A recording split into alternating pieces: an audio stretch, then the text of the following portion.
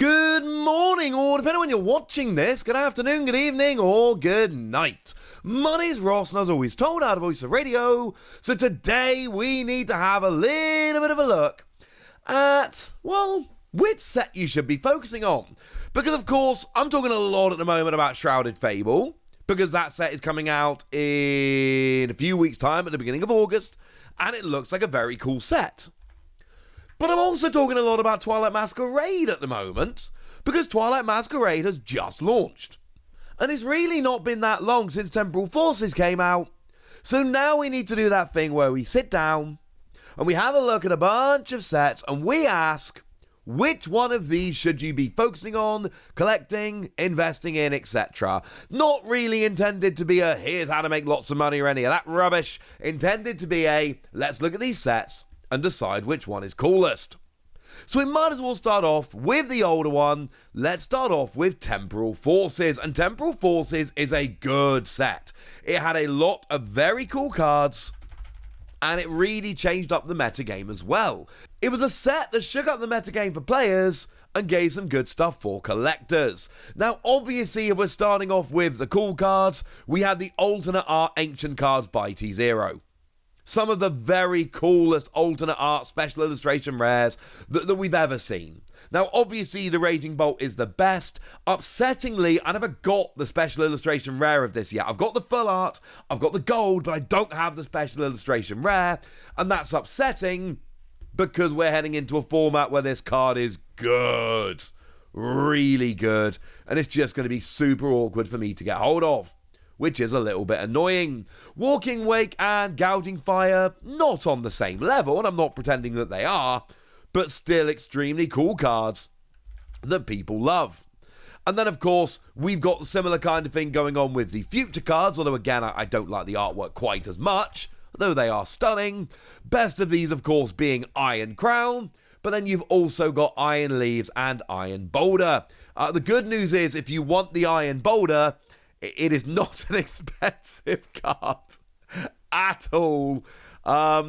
Yeah, the special illustration rare Iron Boulder is not going to set you back that much. I think you're probably going to be okay. Which, I mean, it's my favourite of the three, so that makes me rather happy. It's a sub $20 card right now. But then you've also got other stuff coming around. You've got Morty's Conviction, which has got Gengar onto that really helps. Bianca's Devotion and Eri. These are cool special illustration rare supporter cards. These are ones that you are going to be very happy if you pull them out of your packs. Now, in terms of ace specs, because all these sets now do have ace specs, this has Prime Catcher. And right now, as we look at it, if we try and figure out which is the most sought after, most expensive, etc. of the ace specs, it's Prime Catcher.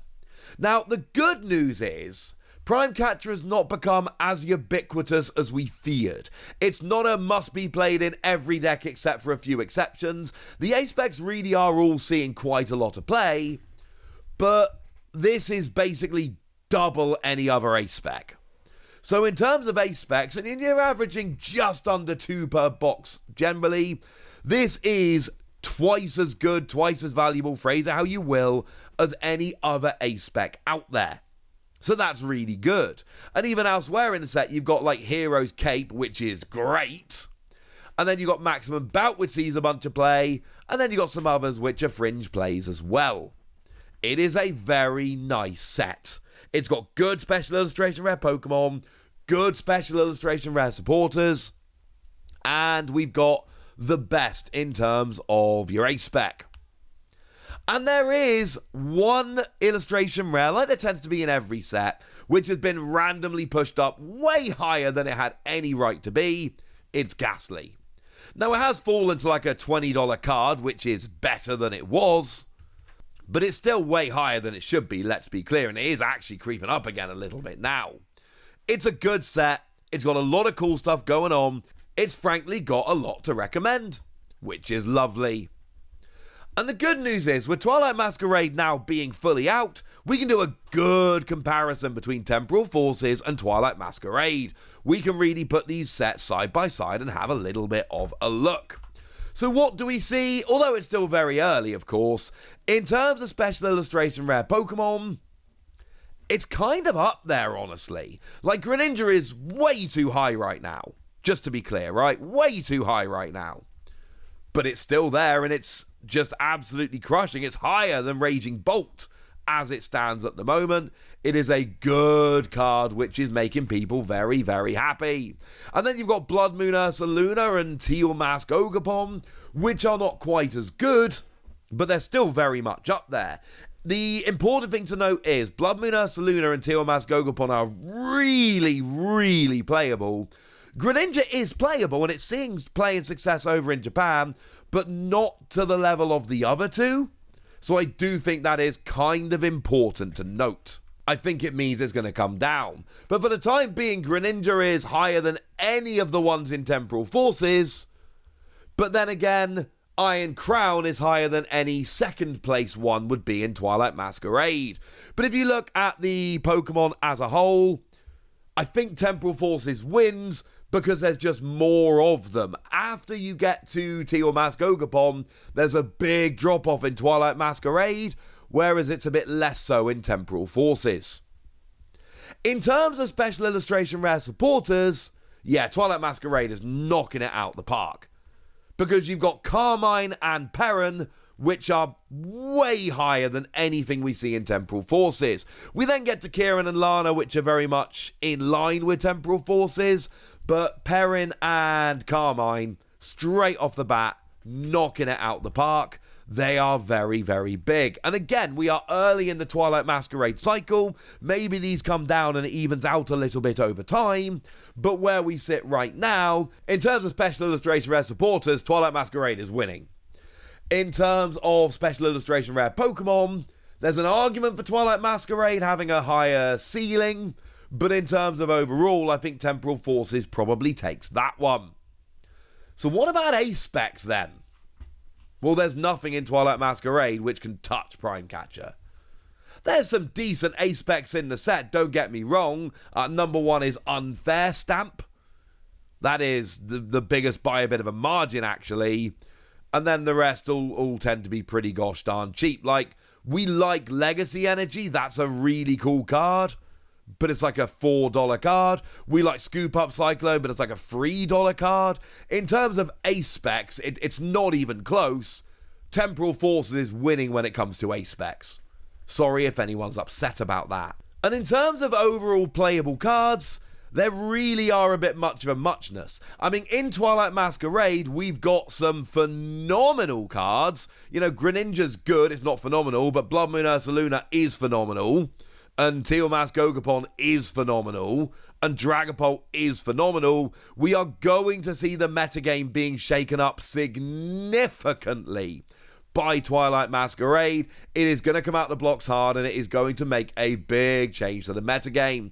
And I'm just mentioning a few cards here and there. Iron Thorns is going to have an impact. It's not going to be to the level of some of the others I've mentioned, but it's still very, very good. Still an extremely cool card. But then again, we saw that in Temporal Forces as well. But I suppose probably not quite to the same level. Like, we saw that Future Box, very good deck, no argument there. And we saw that Metang coming up weirdly made Dialga v Star good again. But if you look at the results of recent tournaments, there's an awful lot of pre-Temporal Forces stuff that is up at the top tables. And it was a lot of the smaller stuff that was impacting the metagame. Ironically, one of the biggest cards from that set is Raging Bolt, but Raging Bolt isn't actually good enough until we get Twilight Masquerade coming out. So, I do think it's pretty close between the two of them. But I do think Twilight Masquerade probably edges it for me. Now, I don't think it's enough that you can just sit there and say Twilight Masquerade is the best by a mile. I think they're pretty similar sets. I think they've both got a lot of good stuff in them. But I think because of the playability and because of the higher end cards right now, I think we probably, tentatively, have to give the edge to Twilight Masquerade. So what about this Shrouded Fable set? Now, this is an awkward thing right now, of course, because we've not seen the whole set. But we've seen enough to know that playability-wise, Shrouded Fable is nuts. Absolutely nuts. I did a whole video the other day talking about the fact that Night One, the Japanese equivalent, is just amazing, and that means Shrouded Fable is going to be amazing. We know that Okidogi is looking like a great deck. We know that Pheasantipti is a great new draw engine. We know that Kyurem is a great Lost Box counter. There is a lot coming around in this set, which is going to make a very big impact on the metagame. We know that we've got Sliverwing as a great Iron Hands counter. We know that Zoroark is coming around as a really good card to punish Pokemon Vs and Pokemon EXs. We've not seen enough from the Ace specs yet to suggest they're going to be particularly good. Incidentally, we've seen them all. The best among them is probably Neutral Center, stadium that stops Pokemon without a rule box being hit by EX and Vs, but it's a one-off stadium, don't get too excited. But we've seen Zerosic, which is going to be ridiculous hand disruption, which is one that I think is worth keeping an eye out for. We've seen Blood Moon Ursaluna that can be benched with 2 energy attached to it, which is going to make a big difference. We've seen Genesect, that if it's got a tool attached to it, turns off Ace specs.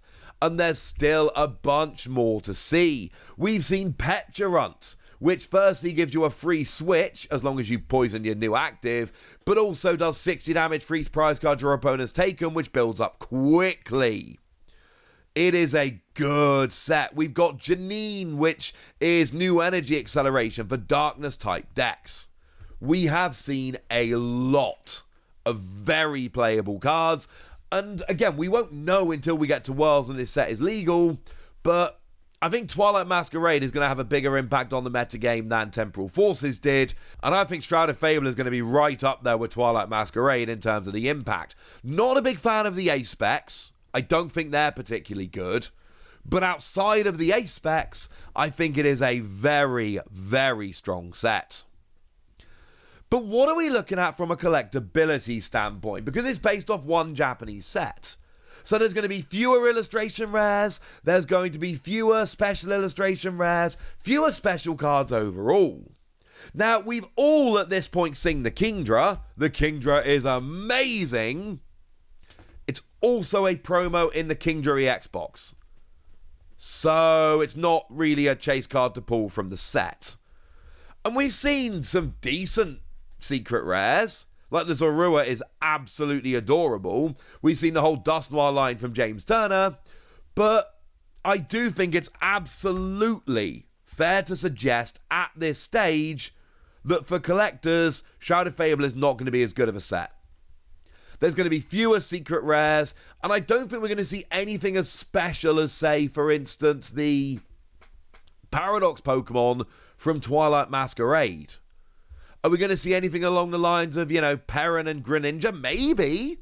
There could be some decent higher end ones there, but there's going to be fewer of them because it's a smaller set. So Shrouded Fable's a weird one to me. I think if you're a player, Shrouded Fable looks phenomenal. Honestly, it's getting my deck building juices flowing better than any set in a long time. But I think in terms of collectors, I do think Shrouded Fable's going to be the worst. So where do we end up? Well, I think Twilight Masquerade is very similar to Temporal Forces, but I'm giving it the edge for the reasons I've laid out. I think Shrouded Fable, if you're a player, is redonk, but I think as a collector might fall a little bit short. That's my honest opinion, and now it's over to you guys. Tell me which of these you're excited about, tell me which ones you're focusing on, tell me anything you want to tell me in the comment section. Go nuts! Be nice. And then make sure you like this video, subscribe to this channel, follow me on Twitter at TheWasi. That's where we talk about Pokemon and a whole bunch of other card games. And please do consider checking out patreon.com/PTCG Radio, where you can support the channel, get some bonus podcasts and all kinds of fun things. And get shoutouts on the channel like the lovely AB3, who's been a supporter of ours for a while now and is a very lovely person. So shout out to them for the support and the loveliness. But by far the most important thing as always, look after yourselves till next time, would ya? Thank you very much for watching. My name's Ross, and you've been watching PTCG Radio.